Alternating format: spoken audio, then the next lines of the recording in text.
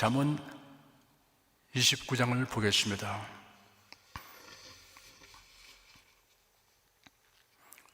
일 절 한 절을 함께 읽겠습니다. 자주 책망을 받으면서도 목이 곧은 사람은 갑자기 패망을 당하고 피하지 못하리라. 목이 곧은 사람이란 거듭되는 훈계와 충고와 책망에도 불구하고 자기 행위와 태도를 바꾸지 않고 고집하는 사람입니다. 이런 사람은 어느 날 돌이킬 수 없는 징에 이르게 됩니다. 패망을 당한다는 말은 쇠방망이에 맞은 사기 그릇같이 산산조각이 나서 다시 회복될 수 없게 됨을 의미합니다. 성경에서 예를 본다면 애굽 왕 바로가 그 대표적 예가 됩니다. 복음을 배척한 사람의 결국이 다 이와 같게 됩니다. 불시에 죽음에 이르게 되면 멸망을 피할 길이 없게 됩니다. 2절 한 절을 함께 읽겠습니다. 의인이 많아지면 백성이 즐거워하고 악인이 권세를 잡으면 백성이 탄식하느니라. 의인과 악인의 숫자는 국가 사회의 흥망에 영향을 미치게 됩니다.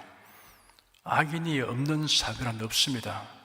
다만 의인이 많으면 악인들이 미치는 영향이 상대적으로 미약하게 됩니다. 무엇보다 권력자가 미치는 영향과 결과는 지대합니다. 권력을 악하게 행사하기 때문입니다. 악한 자가 권세를 잡게 되는 것은 유권자인 국민에게 책임이 있습니다. 자업자득하게 됩니다. 영혼 구령을 위한 임무를 수행하는 영적 지도자가 미치는 영향과 결과는 더욱 심대합니다. 인본주의적 사상과 철학을 가진 교육자는 교회에 막대한 피해를 입힙니다. 이를 추종하는 신자들도 책임이 있습니다. 3절 한 절을 함께 읽겠습니다. 지혜를 사모하는 자는 아비를 즐겁게 하여도 창기를 새기는 자는 재물을 없이 하느니라. 사람이 무엇에 관심과 흥미를 가지며 누구를 사귀는가 하는 것이 그 사람의 인격과 삶에 심대한 영향과 결과를 초래합니다. 성도는 신령한 일, 신령한 지식과 지혜에 관심을 가져야 하고 이웃도 그리하도록 이끌어 주어야 합니다. 신령한 것을 사모하라. 위의 것을 생각하라. 그래도 예수 안에서 하나님이 위에서 부르신 부름의 상을 위하여 표들을 창에 달려가라고 성경에 기록되었습니다. 4절 한 절을 함께 읽겠습니다. 왕은 공의로 나라를 경고케 하나 뇌물을 억지로 내게 하는 자는 나라를 멸망시키느니라. 공의가 배척당하고 부정부패가 성하면 그 통치자나 정부는 결국 국민으로부터 배척을 당하기 마련입니다. 과도한 세금을 부과하여 백성의 생활이 도탄에 빠지게 하는 것도 같은 결과를 낳습니다. 솔로몬의 아들 르호보암이 왕이 된 직후 백성들에게 세금을 과중하게 부과하다가 여로보암의 반란으로 나라가 분열되었습니다. 5절 한 절을 함께 읽겠습니다. 이웃에게 아침하는 것은 그의 발 앞에 그물을 치는 것이니라. 이웃의 환심을 얻으려고 거짓된 칭찬을 하는 아첨자를 주의해야 합니다. 경자하거나 위로하는 것은 아첨이 아닙니다. 불의와 악을 행하는 것을 알고도 자기 사욕을 위해 이를 지지하고 두둔하는 것이 아첨입니다. 이는 그의 앞에 그물을 치는 것이라고 하였습니다. 그의 앞이라고 하였는데 이는 아첨하는 자와 아첨받기를 주문하는 자 둘에게 다 해당합니다. 6절 한 절을 함께 읽겠습니다. 악인의 범죄하는 것은 스스로 올무가 되게 하는 것이나 의인은 노래하고 기뻐하느니라. 자기 욕구를 채우기 위해 악을 행하고 죄를 부으면 그 죄악이 결국은 자신을 불행에 빠뜨리는 올무가 됩니다. 의롭게 살면서록 고난이 있더라도 마음이 편합니다. 그리고 하나님께서 함께 하십니다. 의인이란 완전 무결한 생활을 하는 자를 일컫는 것이 아닙니다. 하나님을 기쁘시게 하려고 힘쓰고 잘못이 있으면 깨닫고 곧 회개하는 사람을 가리킵니다. 7절 한 절을 함께 읽겠습니다. 의인은 가난한 자의 사정을 알아주나 악인은 알아줄 지식이 없느니라.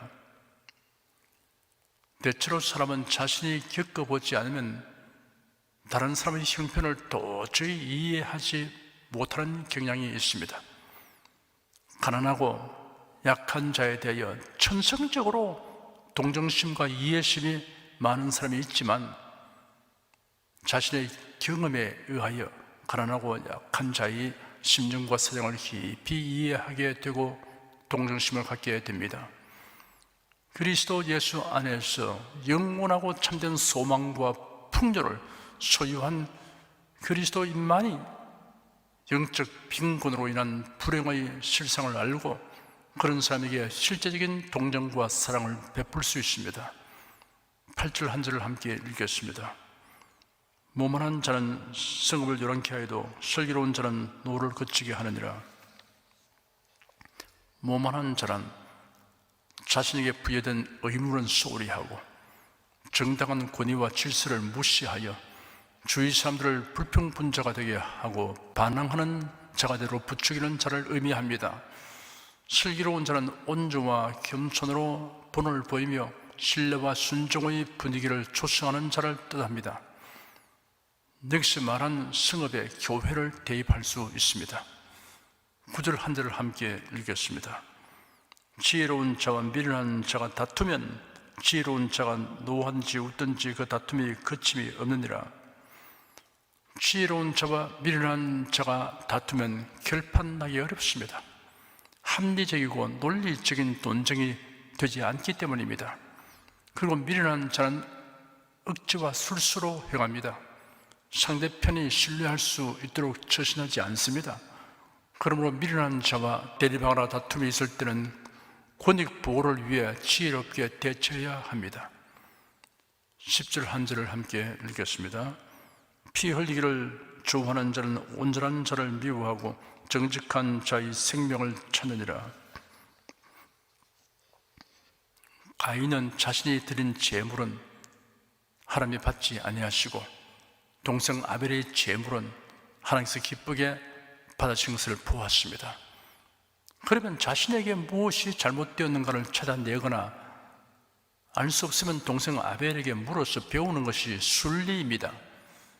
그러나 가인은 자신이 하나님에게 외면당한 원인을 아벨에게서 찾으려 하였습니다. 온전하고 정직한 아벨을 제거해 버리려고 마음먹었습니다. 자기가 비교 대상이 없었으므로 문제 해결이 된다고 생각한 것입니다. 그래야 자기 생각을 구체화하고 실행에 옮겨 결국 아벨을 죽였습니다. 가인의 이러한 사고와 행위는 악인들의 공통적 행태입니다. 악인은 자기 개선을 도모하지 않고 결백하고 정직한 자를 제거해 버림으로 자기 정당화를 하려고 합니다. 사람은 누구나 시행착오를 하고 실패할 수 있습니다. 부끄러워할 것 없습니다. 이러한 경험을 거울로 삼고 학습의 계기로 삼으면 전화위복이 될 수 있습니다. 자신의 실패를 인정하고 제2의 발판으로 삼아야 합니다. 11절 한 절을 함께 읽겠습니다. 어리석은 자는 그 노를 다 드러내어도 지혜로운 자는 그 노를 억제하느니라. 어리석음과 지혜로움이란 노한 감정을 처리하는 태도로 분별할 수 있습니다. 어리석은 자는 격한 감정을 억제하지 못하고 곧장 다 표출해 버립니다. 지혜로운 자는 그 감정을 조절할 줄 압니다. 사실 누구나 화난 감정을 억제하기란 용이하지 않습니다. 성도들은 자신의 감정을 주님의 지배 아래 두어야 합니다. 주님, 제가 어떻게 할까요? 라고 묻고 주님의 허락을 받는 절차를 받도록 하면 조절이 용이하게 됩니다. 12절 한 절을 함께 읽겠습니다. 관원이 거짓말을 신청하면 그 하인은 다 악하니라. 공공연하게 거짓말을 수용하는 통치자가 있으면 관료들이 모두 악해집니다. 아첨꾼과 거짓말쟁이가 득세하기 때문입니다. 무엇보다도 통치자와 재판관이 민주주의의 근간이며 국민 주권의 행사인 선거를 불법과 부정으로 하도록 종용하거나 묵과하면 그 나라는 악의 소굴이 되고 맙니다. 13절 한 절을 함께 읽겠습니다. 가난한 자와 부악한 자가 섞여 살거니와 여호와께서는 그들의 눈에 빛을 주시느니라. 세상에 선한 자와 악한 자가 공존하고 있는 것은 하나님께서 길이 참으시며 악인의 회개를 기다리시기 때문입니다. 이 세상에서 하나님의 공의가 완전히 실현되지 않더라도 우리가 낙심하지 말아야 합니다. 하나님의 최종 심판이 있기 때문입니다. 그 날에 하나님의 공의가 완전히 실현되는 것을 목격하게 될 것입니다. 14절 한 절을 함께 읽겠습니다. 왕이 가난한 자를 성실히 실현하면 그 위가 영원히 견고하리라. 여기서 가난한 자란 경제적 궁핍 위에 사회적으로 힘이 없는 자를 의미합니다. 훌륭한 통치자는 궁핍하고 힘없는 자가 억울함을 당하지 않도록 합니다. 이들이 자유롭게 호소하고 해결받도록 조치합니다. 15절, 17절 두 절을 함께 읽겠습니다. 채찍과 꾸지람이 지혜를 주곤을 임의로 하게 버려두면 그 자식은 의미를 욕되게 하느니라. 네 자식을 징계하라. 그러면 그가 너를 평안하게 하겠고 또 네 마음에 기쁨을 주리라. 자식이 제멋대로 행하도록 내버려 두는 그것은 사랑도 지혜도 아닙니다. 칭찬과 격려, 채찍과 꾸지람을 적절하게 행하는 것이 참된 사랑과 지혜입니다. 어느 바닷가 조그만 마을에 한 어린 소년이 살고 있었습니다. 어느 날 소년은 물새의 알을 발견하여 그것을 양쪽 호주머니에 넣고 얼른 집에 들어와 어머니에게 보였습니다. 소년의 어머니는 아무 말 없이 물새알을 맛있게 요리해 주었습니다. 다음날 또 소년은 바닷가에 나갔지만 이제 노는 것에 관심이 없었습니다. 하루 종일 물새알을 찾아 헤맸던 것입니다. 하루는 물새알을 못 주워 힘없이 집으로 돌아가는데 어느 집에서 꼬꼬댁거리는 소리가 들렸습니다. 가까이 가보았더니 암탉이 알을 낳은 것이 발견되었습니다. 소년은 물새의 알 대신 이번엔 달걀을 가지고 집으로 갔습니다. 어머니는 또 말없이 그것을 요리해 주었습니다. 다음 날부터 소년은 바닷가로 나가는 대신 누구네 닭이 알을 낳고 우는지를 살폈고 그렇게 시작된 도둑질이 버릇이 되었습니다. 그가 어른이 되어서는 점점 더 대담해지고 규모가 커져 결국 엄청난 범죄를 하여 교수에 매달리게 되었습니다.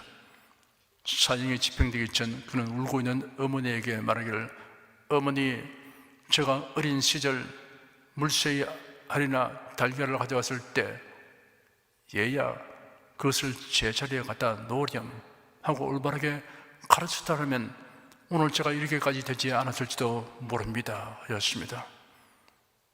가정교육의 필요성은 아무리 강조해도 지나치지 않습니다.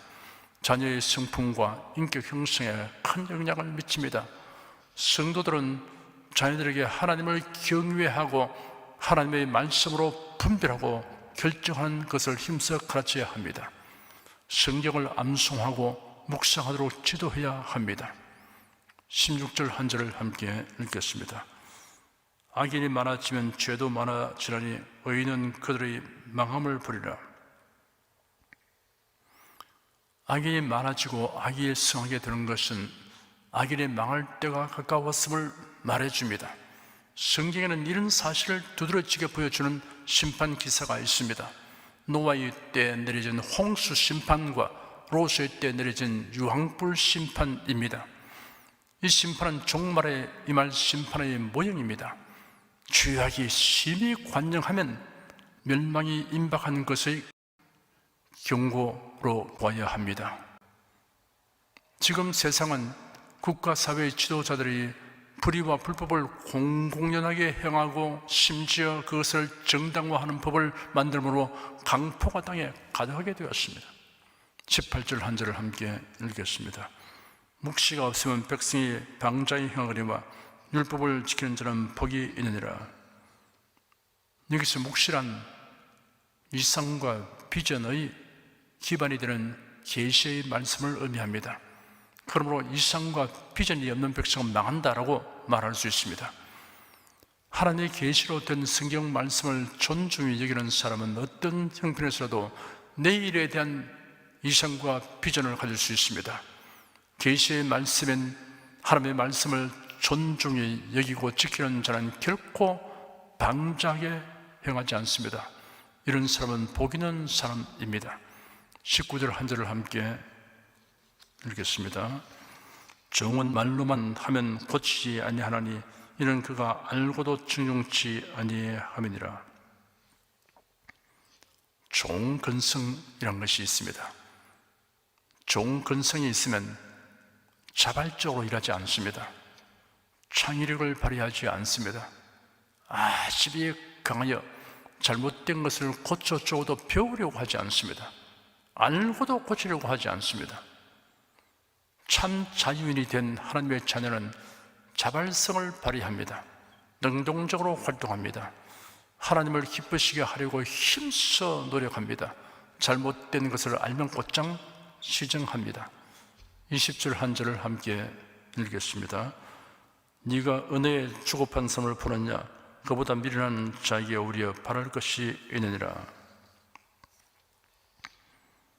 책임의식이 박약하면 허투루 말합니다.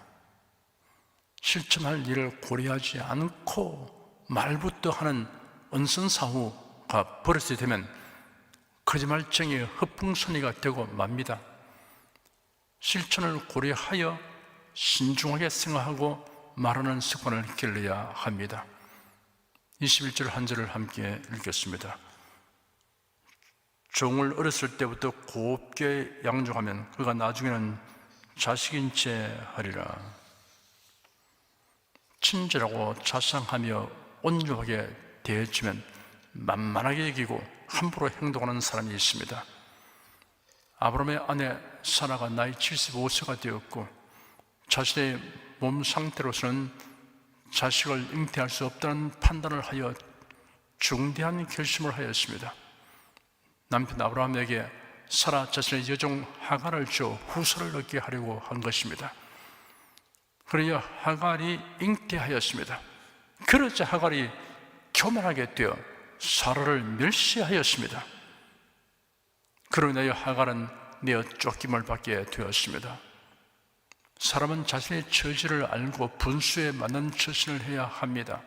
신분이나 도의와 예절상으로 자신이 넘어서는 안 되는 한계를 망각해서는 안 됩니다. 무엇보다도 하나님을 향해서 더욱 그러합니다. 아담과 하와는 선악과를 먹으면 하나님처럼 된다는 뱀의 꾀임에 빠져 한계를 넘는 행동을 한 결과로 범죄자가 되고 에덴에서 쫓겨났습니다. 이러한 죄성이 사람들의 본성이 되었습니다. 회개하고 예수를 믿어 거듭난 사람은 하나님을 향하여 어떤 자세로 살아야 하는가를 압니다. 하나님 앞에서 교만한 처신을 하지 않도록 주의해야 합니다.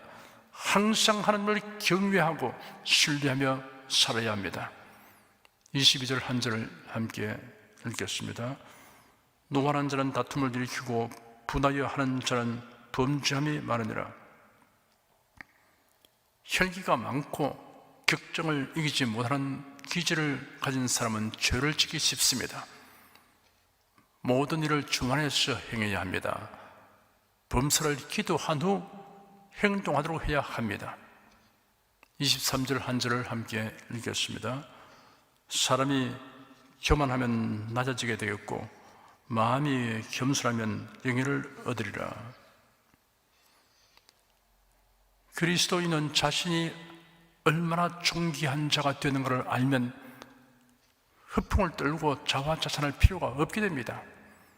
하나님이 인정하지 않는 명성과 명예는 무의미하고 무가치합니다. 24절 한 절을 함께 읽겠습니다. 도적과 짜가는 자는 자기의 영혼을 미워하는 자라. 그런 맹세함을 들어도 직구하지 아니하느니라. 남의 권리와 소유를 침해하는 자를 옹호하는 자는 자신의 영혼을 미워하는 것이나 다름없습니다. 불의한 자를 두둔하고 협조하는 죄는 영혼에까지 미치는 죄가 된다는 것을 유념해야 합니다. 25절 한 절을 함께 읽겠습니다. 사람을 두려워하면 올무에 걸리게 되거니와 여호와를 의지하는 자는 안전하리라. 하나님보다 사람을 더 의식하여 행하면 올무에 걸리게 됩니다. 사람의 평판보다 하나님의 판단을 우선으로 생각해야 합니다. 이렇게 하는 것이 여호와를 의지하는 자세입니다. 예루살렘의 종교 지도자들이 사도 베드로와 요한을 체포하였습니다. 예수 그리스도를 더 이상 전파하지 못하도록 위협하고 금지 명령을 내렸습니다. 베드로와 요한이 대답하기를 하나님 앞에서 너희 말 듣는 것이 하나님 말씀 듣는 것보다 옳은가 판단하라. 우리는 보고 들은 것을 말하지 아니할 수 없다 하였습니다. 사도 바울은 말하기를 이제 내가 사람들에게 좋게 하랴 하나님께 좋게 하랴 사람들에게 기쁨을 구하랴 내가 지금까지 사람의 기쁨을 구하는 것이었다면 그리스도의 종이 아니니라 하였습니다. 26절 한 절 읽겠습니다. 주권자에게 은혜를 구하는 자가 많으나 사람의 일의 작정은 여호와께로 말미암느니라. 하나님보다 세상을 더 의존하는 자는 성도가 아니든지 성도답지 못한 자입니다. 모든 일의 최종 결정자가 하나님 있음을 생각하고 행동해야 합니다. 27절 한 절 읽겠습니다. 불의한 자는 의인에게 미움을 받고 정직한 자는 악인에게 미움을 받느니라. 빛과 어둠, 불과 물이 화합되지 못합니다. 불의한 자와 악인에게 미움을 받지 않으려고 진실과 거짓, 의와 불의에 대해서 모호한 태도를 취하는 일이 없어야 합니다. 우리는 화합과 일치를 말하는 자가 누구를 위해 무슨 목적으로 그렇게 말하는가를 분별하여 판단해야 합니다. 하나님을 기쁘시게 하고 하나님의 말씀에 부합하는가를 살펴야 합니다. 기도하겠습니다. 우리에게 하나님을 경외하고 사랑하고 의지하며 살아가는 지식과 믿음을 주신 하나님을 찬송합니다. 우리를 하나님의 공급하신 힘으로 살게 하시며 곤란한 중에도 이를 극복할 수 있도록 하시는 하나님께 감사드립니다. 연약한 우리의 정서와 의지를 성령께서 도와주셔서 밝고 힘차게 하여 주시옵소서.